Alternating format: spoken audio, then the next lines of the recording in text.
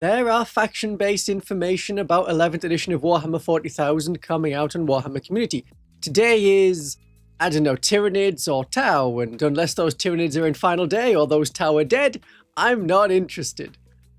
I could wait for the Sisters article giving us information about our new 11th edition detachments, but I don't want to wait. And if I did wait, then we would still only get some information. A detachment rule, an enhancement, and maybe a stratagem. Predictions from someone who plays Sisters as a big part of their life, that is me, might actually be more useful. I'll talk through the detachments that we could get, following trends and rules Games Workshop has already shown off, look at why the Sisters have a lot going for us in 11th edition, and which existing detachments from our 10th edition codex I think will go up or down in power. I am assuming minimal or no changes to the codex detachments. That's Army of Faith, Hallowed Martyrs, Bringers of Flame, and the Penitent Host. Major changes to them, well, we would essentially be going back to an index, but an index with more detachments. And Games Workshop has said that the codex detachments are compatible with 11th edition. I assume that means no changes, or if there are changes from what is written in the codex book, they are changes from FAQs we've already had. Like to the Penitent Host, so you're not forced to pick one of the vows in rounds 1 to 3, and you could skip a round. And do like Absolution in Battle in turn 1, Death Before Disgrace in turn 2, and Path of the Penitent in turn 4. This also means Bringers of Flame will stay at a 6-inch range for the detachment rule. Sorry, fire appreciators, I think the way things are is the way things will be in the next edition. If back in 10th edition we had detachment points of varying numbers, 1 to 3, then the Bringers of Flame could have been upped from, say, 2 points to 3 points, and the army as a whole is less powerful to compensate. But I don't expect Games Workshop to go back on that. It was powerful once, so it needs to stay bad for a long time until they see that no one really plays it in 11th edition. We'll see what happens. I expect there will be a big FAQ coming out to make all of the rules work for all of our units, and update the detachment stratagems so that they have compatible wording and rules for 11th edition. Ideally, at the very minimum, there would be a free 40k app that has the updates for the units and the codex detachments, if they can get the correct information in there. Like in Transia Frey having an 8-inch range on her heavy bolters. That isn't correct, but that is what the app shows. Because 11th edition is where you can mix detachments, it's going to have a higher power level compared to 10th edition. But in theory, that should be fine because everyone can have multiple detachments. In 2000 points, you can have up to 3 detachment points. So you could have 3 1-point detachments, or a 2-point detachment and a 1-point detachment, or a 3-point detachment. So I expect to see a lot more of, oh, I have this detachment rule that means my army rerolls all charges, and also I have a detachment rule that lets me reroll hit rolls on these particular units. Maybe you like that, so you're not stuck in one particular niche with the detachment, as the Penitent Host is. Or maybe you don't like that because it means even more rerolls, even more different things to remember. 2 detachment rolls to remember and apply rather than just 1. It's the design philosophies of, do we like things simpler, or do we like things to have more depth? If you like 9th edition, you may like 11th edition more. If you like the rather simplified, somewhat simplified version of 10th edition, then 11th edition is going the wrong way for you. It matters for different people. But from what Games Workshop has said, this isn't like 9th edition, where you had the units in separate detachments. One would benefit from one rule, one would benefit from another rule. Like in 9th edition, you would have Retributors in the Sacred Rose detachment, but your Seraphim, your Apentia, and your Sacrosancts would be in a Bloody Rose detachment, where their pistols and combat weapons got more armor penetration. Instead, all relevant units in your army can benefit from all the detachment rules that you have. The mitigation for that is that the small point detachment, like the 1-point detachments, are going to be very specialized and only a few unit types will benefit. We've also seen that you can't have multiples affecting the same kinds of units.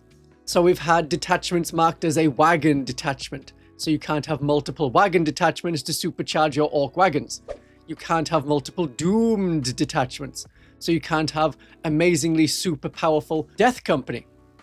The idea is one detachment will boost some of your units, another detachment rule will boost others of your units. So although you can't use multiple stratagems on the same unit in a phase, you can still stack multiple detachment rules and character abilities and upgrades and one stratagem. So death stacking onto one particular unit is still here in some forms, but you won't be able to do it with very focused detachments. So if there was a small detachment based on Seraphim, and there was a stratagem that gave them a 5-inch deep strike so that the Inferno pistols can be in range when you deep strike, as an idea, but that detachment is marked as jump pack, so you can't combine it with the Army of Faith, which is also hypothetically marked as jump pack.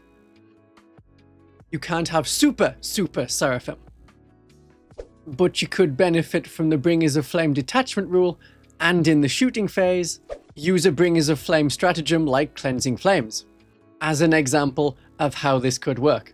Assuming this hypothetical Seraphim detachment with this hypothetical stratagem to allow you to deep strike 5 inches away was allowed to be used in the same army as the Bringers of Flame detachment.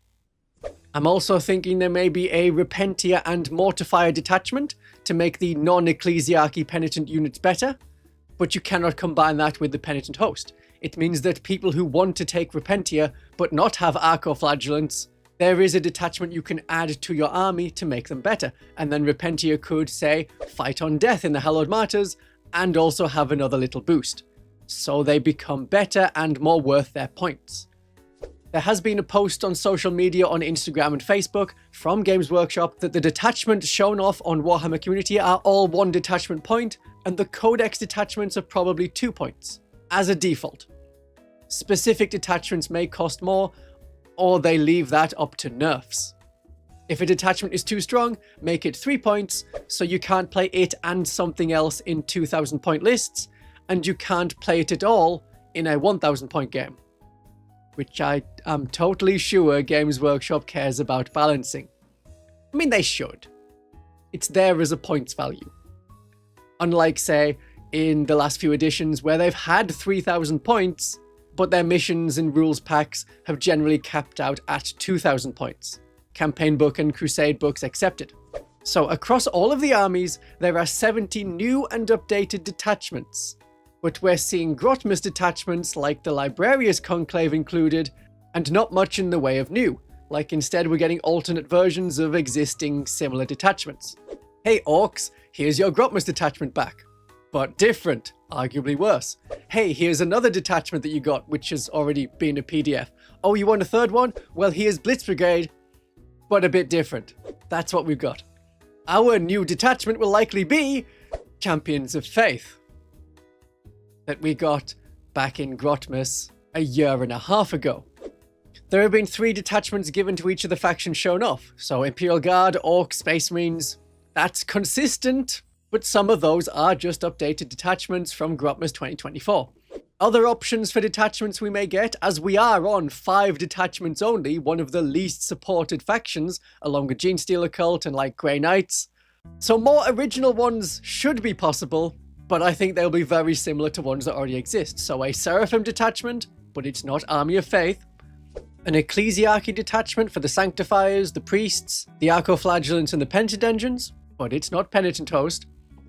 A Repentier detachment, again, that's not Penitent Host, but is kind of like Penitent Host, at least in theme. The Novitiates haven't got anything specific in any of the current detachments. They could get a detachment especially for them, focusing on detecting enemy units, with a reactive move to keep them out of trouble. Somewhat similar to the Subversion Assets detachment that the Space Marines are going to get. Or a Bloody Rose style combat non-penitent detachment. We still have major orders that don't have an obvious theme in another detachment. Hallowed Martyrs is our Martyred Lady. Bringers of Flame is Argent Shroud. Army of Faith is Sacred Rose. Champions of Faith is arguably Ebon Chalice. Ebon Chalice have a lot of elite sisters, but they also like to use flamers, so Bringers of Flame is also a detachment they could use. Valorous Heart doesn't have an endurance style detachment. You could sort of get away with Hallowed Martyrs. At least they fight better as their sisters die, or there's a lot of defensive abilities in Army of Faith. And Bloody Rose doesn't have a, yes, it's combat sisters, but not Repentier sisters. But you could also argue that that is Champions of Faith. focusing on the combat Celestians. But when the sister detachments are announced, expect Games Workshop to say, here is your new detachment. But this is just Champions of Faith. We already had this. No, says Games Workshop, new and updated. So what will happen to the Champions of Faith? We are seeing upgrades, which are not enhancements, but they are enhancements, but they're for a specific unit rather than a character. You can apply an upgrade to multiple units rather than having it locked to just one.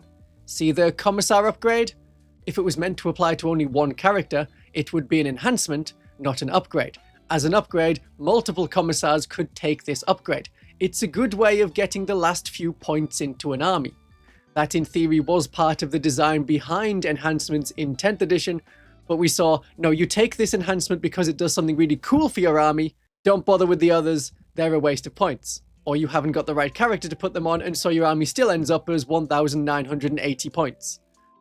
Upgrade should do it better because upgrades should be cheap and can be applied multiple times to units. So I expect an upgrade to a Battle Sister squad to make them a Celestians with guns unit. Yeah! No real change, just moving the better weapon skill and ballistic skill from the detachment rule to an enhancement section. It may only still work when made righteous. So otherwise, we are so back? It depends how many points this detachment is. I'm not holding out for Celestians with guns. And Celestians with guns that only work as Celestians with guns if you make them righteous isn't really Celestians with guns. I do think there will be updates to the detachment rule. Have Champions of Faith affect Celestian Insidiants? This is the Celestian detachment, and it's silly that Insidiants are excluded. Also add in Sister Aveline. Oh, she's a Legends unit, but that hasn't mattered elsewhere, where the Space Marines say, okay, you can't take these particular Legend units because you have an equivalent that your particular chapter uses. Like, oh, you can't take a Relic Terminator squad or a Scout Sniper squad, which are in Legends, but you can take Kill Team Cassius, which is also a Legends unit. Could get Legends mentioned. That'd be good. And for other game systems, Games Workshop has been more accepting of Legends. They are on the app for Age of Sigmar, they're recognized in Horus Heresy, they're sort of also there in Old World. Having them on the app and included in detachment rules could be continued, made better, made normal. So what about our stratagems and enhancements and stuff? The Librarius Conclave, which is the Space Marine Grotmus detachment, lost all of their stratagems going into 11th edition. Champions of Faith may get the same. This is going to be a 1-point detachment. So some units get better when you make them righteous. No stratagems. The detachment rule could be cut down even more, as it is not intended to work on the whole army anymore. 10th edition, it was the detachment you had for your whole army.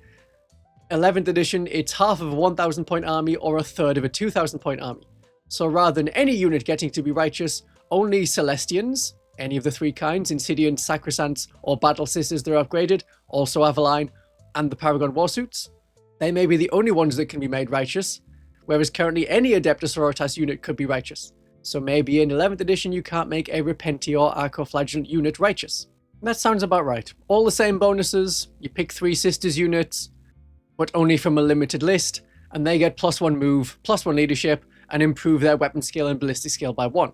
Rather than losing all stratagems, we may have a reduced number of stratagems, or remove the bonus to certain units unless they are righteous. So, To the Heart of Heresy gives an extra strength, and if you're righteous, also an extra point of armor penetration. That could be changed to be a righteous unit gets +1 strength and AP. If you're not righteous, you get nothing. You cannot use that stratagem on them. This is a 1-point detachment, so it affects a more limited number of units. They take away the, yeah, this affects your whole army kind of stuff. Why are Sisters looking good for 11th edition?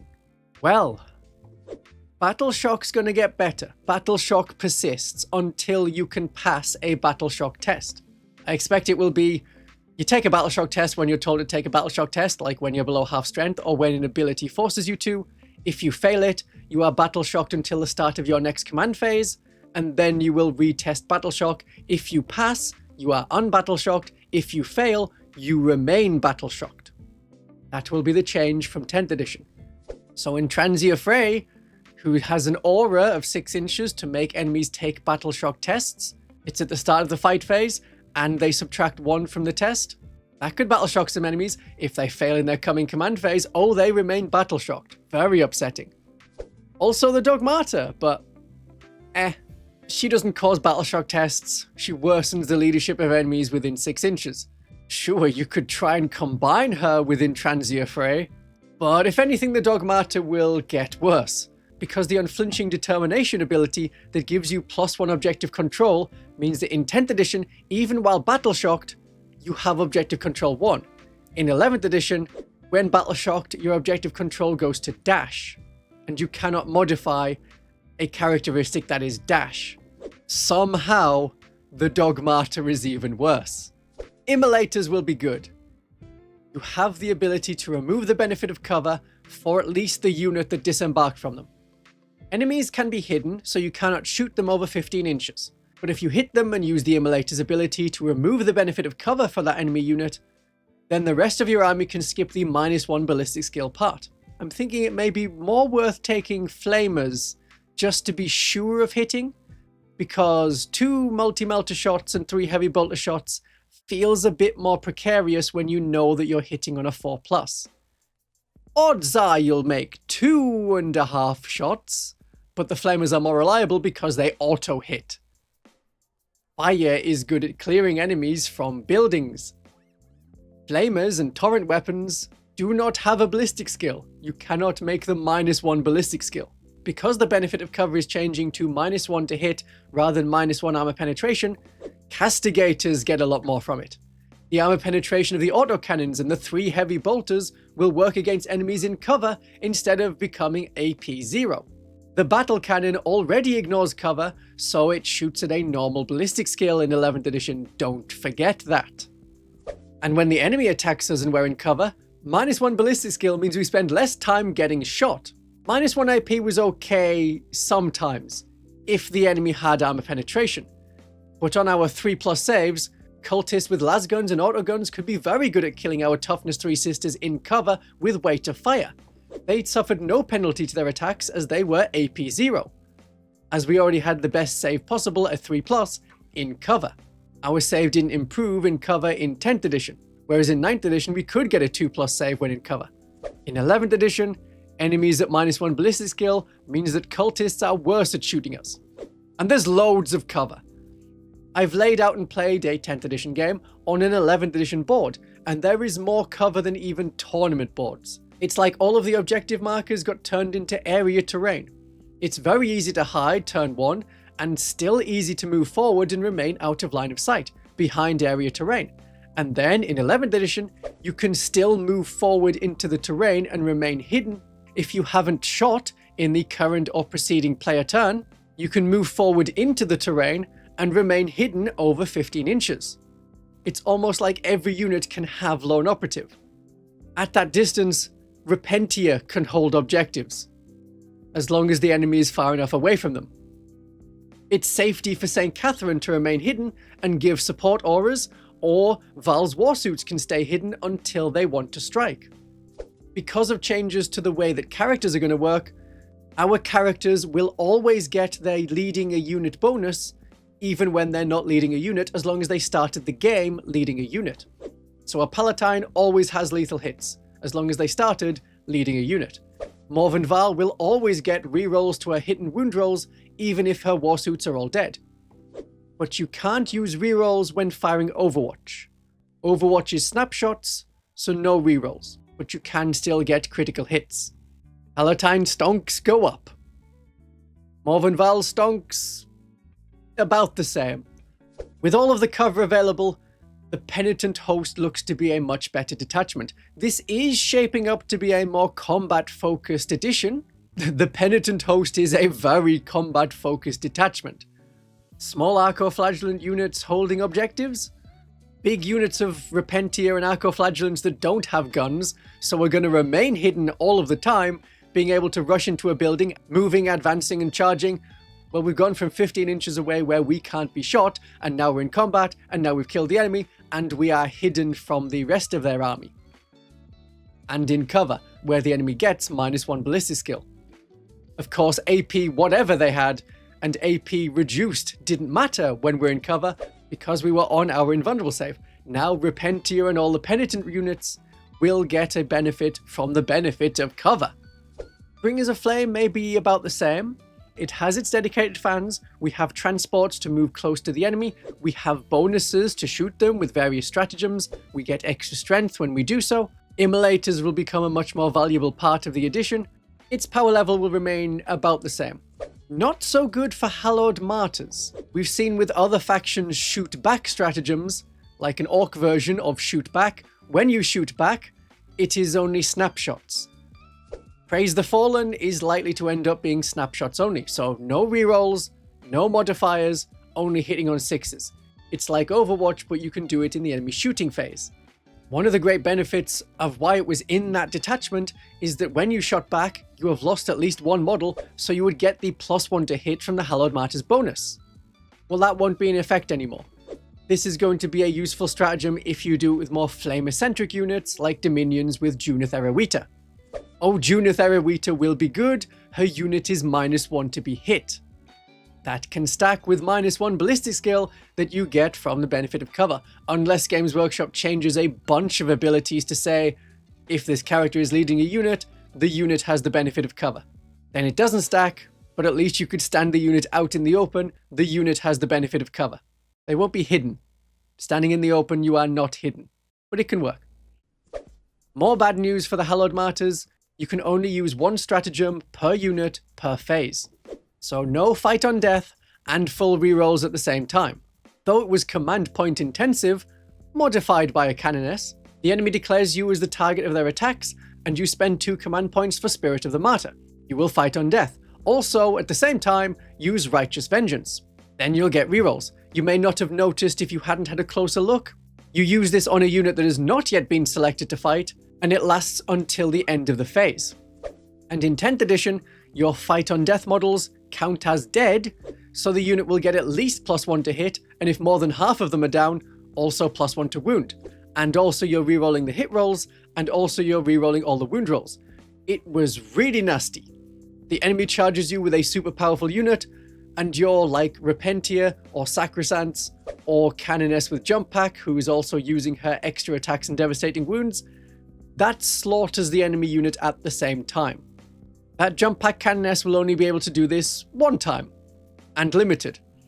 Fight on death only, because you can't use Fight on Death and Divine Intervention to resurrect a character in the same phase. You can only use one stratagem per unit per phase. It's one or the other, Fight on Death or come back and have another go. Come back and have another go is cheaper, so maybe that one. In 10th edition, charging an enemy unit that had fight first and then using Spirit of the Martyr to fight on death was a good way to get rid of them. In 11th edition, when you charge, you also have fight first, and you can pick your fight first unit to go before the defending player's fight first. One of your fight first units will go before one of their fight first units.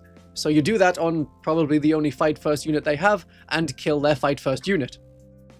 No need to fight on death against it. The detachment I think will do the best in 11th edition is my favorite one, the Army of Faith. Oh, it's really good for the Army of Faith. Divine Guidance boosts the armor penetration of our attacks. Well, that armor penetration is more viable because it's no longer going to be eaten up by the benefit of cover. And if we're thinking of cover, Light of the Emperor. Ignore all modifiers to the ballistic skill, and if you do it on a jump pack unit, all friendly units within 3 inches are also blessed, and won't suffer the -1 ballistic skill penalty. We don't know how indirect fire is going to work yet, so this could also be good for the Exorcist. Depends how indirect fire works. If you still miss on a 1 to 3, if the enemy automatically gets the benefit of cover, we don't know yet. Not at time of recording. Enemies will be even worse off with their shooting with Blinding Radiance. If that remains as -1 to hit rather than just an area of the benefit of cover, enemies will be -1 to hit, which stacks with the benefit of cover -1 ballistic skill. That's like, you were hitting on 3s, now you're hitting on 5s. The sisters won't die from ranged attacks.